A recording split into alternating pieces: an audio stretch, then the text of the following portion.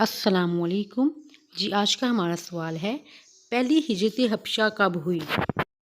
یہ ہجرت نبوت کے 5ویں برس ہوئی۔ پہلی ہجرت حبشہ میں مہاجرین کی تعداد کتنی تھی؟ مہاجرین کی کل تعداد 15 تھی، ان میں 11 مرد اور 4 خواتین تھیں۔ میثاق مدینہ کن گروہوں کے مابین ہوا تھا؟ نمبر 1 مہاجرین و انصار، نمبر 2 یہود، نمبر 3 وہ غیر مسلم جن کا تعلق یہودی مذہب سے نہیں تھا۔ غزوہ سویق کب ہوا؟ غزوہ سویق 2 ہجری میں ہوا۔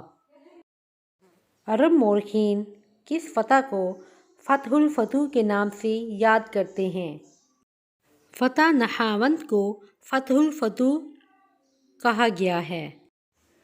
جنگ جمل کن کے مابین ہوئی؟ حضرت علی رضی اللہ تعالی عنہ اور حضرت عائشہ صدیقہ رضی اللہ تعالی عنہا کے مابین۔ جنگ صفین کن کے مابین ہوئی؟ حضرت علی رضی اللہ تعالی عنہ اور حضرت امیر معاویہ رضی اللہ تعالی عنہ کے مابین۔ جنگ نہروان کن کے مابین ہوئی؟ حضرت علی رضی اللہ تعالی عنہ اور خوارج کے مابین جنگ ہوئی۔